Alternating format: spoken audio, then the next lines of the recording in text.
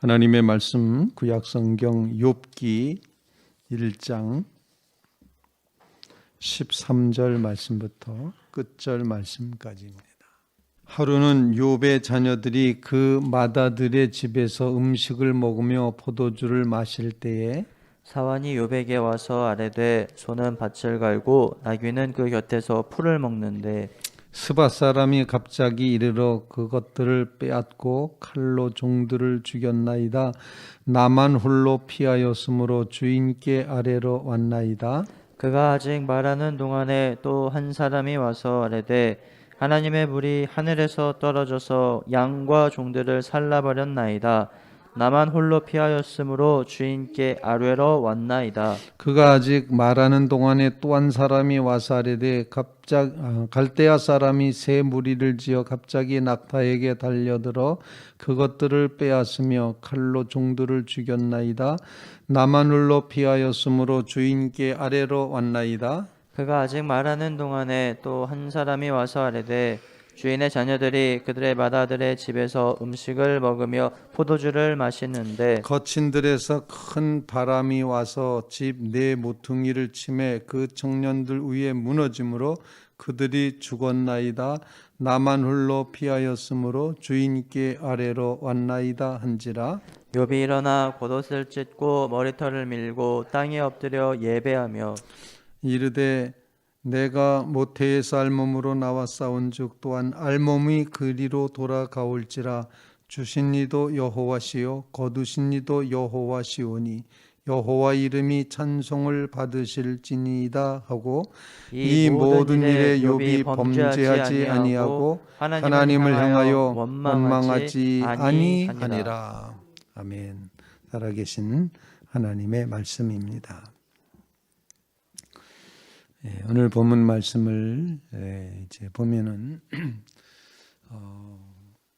고난이 또는 재앙이 아주 물밀듯이 이렇게 밀려 들어오는 그런 장면을 보여주고 있습니다.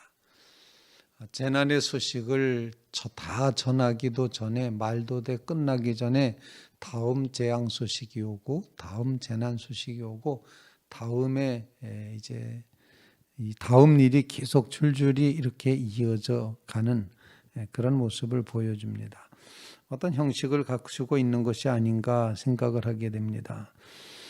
빼앗겼습니다. 죽었습니다. 하고 난 다음에는 반드시 저만 홀로 겨우 남았습니다.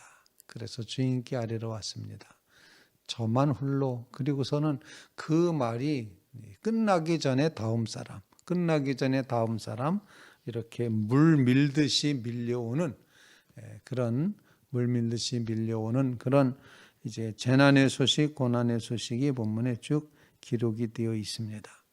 그래서 모든 재산, 당시에 목축업을 했던 사람들이 재산이라고 하면은 소떼, 양떼, 나귀떼 이런 이제 가축들과 함께 그리고 그것을 돌봐야 됐던 목동들, 그것이 다 재산 아니었겠습니까? 그리고 더더군다나 오늘 본문에는 재산뿐만이 아니라 자녀까지, 아들들의 집에서 자녀들이 10자녀가 다 모여서 파티를 하고 있었는데, 잔치를 하고 있었는데 큰 기쁨의 자리에 있었는데 이렇게 정말 어려운 일을 당하게 되었다라는 것입니다. 오늘 본문 말씀을 통해서 우리가 함께 기도할 제목을 나눌 수 있기를 간절히 바랍니다.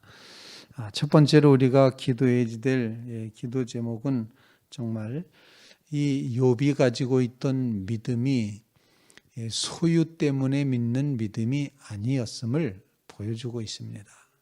소유 때문에, 어떤 때문에 믿음이 아니었다는 거죠. 그래서 고백하기를 주신 자도 하나님이시고 거두시는 이도 하나님이시다. 주인은 하나님이시다. 내가 그 물건 때문에, 내가 그 재산 때문에, 내게 있었던 자녀들 때문에 내가 하나님을 믿는 것이 아니었음을 오늘 본문이 보여주고 있다라고 생각을 합니다. 21절 말씀 같이 한번 읽어보겠습니다. 21절 시작. 이르되 내가 모태에서 알몸으로 나와 싸운즉 또한 알몸이 그리로 돌아가올지라 주신 이도 여호와시요 거두신 이도 여호와시오니 여호와의 이름이 찬송을 받으실지니이다 하고, 알몸으로 나왔고 알몸으로 돌아간다는 것은 이제 사도 바울도 디모데후서 6장 17절 말씀에서 우리가 가지고 온 것이 없음에 가지고 갈 것도 없다, 이렇게 이제 고백을 하고 있는데, 이 모든 것은 하나님을 믿고 고백하는 그런 신앙 고백의 내용인데, 내가 믿는 믿음은 소유 때문에 믿는 믿음이 아니다. 소유에 의해서 영향을 받는 그런 믿음이 아니다. 내가 믿는 믿음은 하나님 존재 자체를 믿는 믿음이다 라는 그런 고백을 우리에게 가르쳐 주고 있습니다. 우리의 삶 가운데서도 우리의 삶의 조건 때문에 하나님을 믿는 것이 아니라 하나님이시기 때문에, 나를 이 땅에 보내신 분이고 나를 이 땅에서 살게 하신 분이고 나를 이 땅의 삶에 마감할 때 맞이해 주실 분이 하나님이시라는 사실을 꼭 기억하면서 소유 때문이 아닌 하나님 때문에 믿는 믿음의 자리, 그 자리에 우리가 늘 서 있게 해 주시옵소서. 그런 간구를 주님 앞에 올릴 수 있기를 간절히 바랍니다. 두 번째로 나는 오늘 본문 말씀을 통해서 깨닫게 되는 것은, 이렇게 재난이 계속 닥쳐왔는데도 불구하고 욥은 하나님을 찬송합니다. 즉 하나님을 찬송했다고 하는 사실, 여호와의 이름이 찬송을 받으실지니이다. 이게 가능할까라고 혹시라도 이런 질문이라도 해봤어야 되지 않습니까? 하나님 도대체 나한테 왜 이러시는 겁니까? 이렇게 질문이라도 해야 되는 거 아니겠습니까? 그런데 하나님을 찬송하였다라고 말하고 있습니다. 하나님을 찬송하였다. 하나님은 영광 받으셔야 된다라는 아주 철저한 믿음, 하나님이 주인이시고 하나님이 정말 모든 것 되시기 때문에 하나님이 찬송을 받으셔야 된다. 이런 고백의 기도를 이제 했음을 보여주고 있습니다. 여호와의 이름이 찬송을 받으실지니이다. 이거는 어떻게 보면은 살든지 죽든지 내가 이 땅에서 사라지든지 있든지 전혀 상관없이 하나님은 하나님이시다, 이런 고백 아니겠습니까? 하나님은 하나님이시다. 그러므로 하나님은 찬송 받으셔야 된다. 하나님은 찬송 받으실 분이 되신다. 대상이 되신다. 찬송의 대상은 오직 하나님 한 분이시다. 이와 같은 신앙을 가르쳐서 우리는 하나님을 절대적으로 신뢰하는 믿음이라고 표현을 합니다. 죽음조차도 하나님의 은총으로 받아들이는 그런 믿음입니다. 우리에게 주시는 시련조차도 하나님의 축복의 통로라고 믿는 믿음입니다. 우리가 힘들고 어려운 상황에 처했을지라도 이 모든 것조차도 하나님은 찬송받으실 만한 그 하나님이 우리의 삶을 통하여 찬송받기를 원하신다. 이렇게 하나님을 정말 생사를 뛰어넘어서 하나님을 찬송하는 자리에 세움받는 믿음의 성도들이 꼭 되시기를 주님의 이름으로 부탁을 드립니다. 소유 때문이 아니었습니다. 이제는 하나님만이 찬송받으실 분이십니다. 깊이 묵상하게 만드는 거죠. 고난이 닥쳐왔을 때 이 고난은 우리에게 두 가지 의미를 줍니다. 하나는 멈추어 서게 하심으로 점검하게 만드십니다. 점검하게 만드십니다. 하나님과의 관계를 점검하게 만듭니다. 자신과의 관계를 점검하게 만듭니다. 그리고 이웃과의 관계를 점검시키신다. 고난이 닥쳐왔을 때 곰곰이 묵상하며 이 일이 과연 어떤 의미가 있을까, 그렇게 생각하게 됩니다. 또 한편으로 하나님께서는 이 고난을 통해서 우리의 믿음을 단련시켜 가십니다. 한 단계 더 올라가도록 그렇게 합니다. 시험을 봐야 다음 학년에 올라갑니다. 시험을 통과해야 다음 학년에 올라가는 것처럼 하나님은 이런 단계의 시험을 우리에게 허락해 주시고 있다. 그래서 이것은 테스트이지, 우리를, 물론 본문에 나타난 사탄은 이제 하나님 앞에서 유혹해서 아주 욥이 하나님을 저주하고 죽도록 그렇게 만들겠습니다. 이렇게 했지만